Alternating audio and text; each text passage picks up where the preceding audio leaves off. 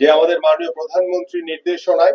আমরা আগামী শিক্ষাবর্ষ থেকে চতুর্থ শ্রেণী থেকে খেলাধুলাকে বাধ্যতামূলক করা হচ্ছে প্রত্যেকটি স্কুলে। প্রাথমিক পর্যায় থেকে শুরু করে আমরা হাই স্কুল সর্বোচ্চ পর্যায়ে আমরা খেলাধুলাকে বাধ্যতামূলক করতে যাচ্ছি। জয় পরাজয় বড় বিষয় না, আমরা অংশগ্রহণ করছি, আমরা আমাদের নিজেদের শারীরিক সুস্থতাকে নিশ্চিত করার চেষ্টা করছি। আমরা মাদক মুক্ত সমাজ গড়তে চাই। বিশেষ করে আমাদের ভবিষ্যৎ প্রজন্ম যারা রয়েছে, বিশেষ করে আমাদের সন্তান সমতুল্য যারা রয়েছে, তাদেরকে আমরা ডিভাইস থেকে দূরে রাখতে চাই এবং সেই ডিভাইস থেকে দূরে রাখার অন্যতম মাধ্যম হচ্ছে খেলাধুলা। এবং আমি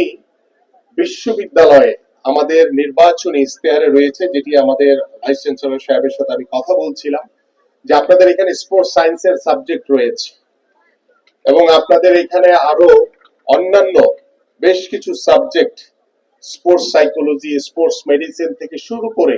আমরা আরো অনেক সাবজেক্ট ইতিমধ্যে আমরা একটি পরিকল্পনা করেছি,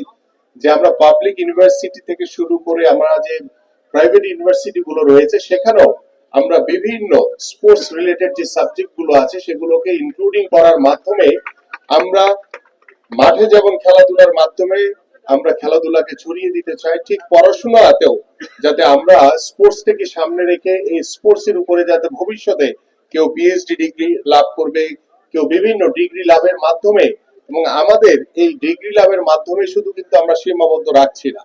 আপনাদের জন্য সুখের ভালো খবর হচ্ছে যে আমরা ইতিমধ্যে আমাদের জেলা পর্যায়ে জেলা ক্রীড়া অফিসার রয়েছে, আমরা আগামীতে উপজেলা পর্যায়েও আমরা 495টি উপজেলায় ইনশাআল্লাহ ক্রীড়া অফিসার নিয়োগের মাধ্যমে আমরা আমাদের ক্রীড়াবিদ যারা রয়েছে, স্পোর্টস এর ব্যাকগ্রাউন্ড যারা রয়েছে, তাদেরকে অগ্রাধিকার দিতে চাই ইনশাআল্লাহ। পাশাপাশি আপনারা জেনে খুশি হবেন যে আমাদের মাননীয় প্রধানমন্ত্রীর নির্দেশনায় আমরা আগামী শিক্ষাবর্ষ থেকে চতুর্থ শ্রেণী থেকে খেলাধুলাকে বাধ্যতামূলক করা হচ্ছে প্রত্যেকটি স্কুলে। প্রাথমিক পর্যায় থেকে শুরু করে আমরা হাই স্কুল সর্বোচ্চ পর্যায়ে আমরা খেলাধুলাকে বাধ্যতামূলক করতে যাচ্ছি এবং সেখানেও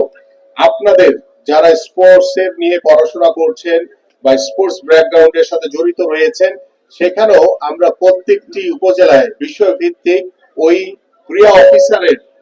অধীনে আমরা প্রত্যেকটি বিষয় ভিত্তিক আমরা ক্রীড়া শিক্ষক নিয়োগ দেওয়া হবে। ইতিমধ্যে সে বিষয় নিয়ে শিক্ষা মন্ত্রণালয়ের সাথে এবং প্রাথমিক ও গণশিক্ষা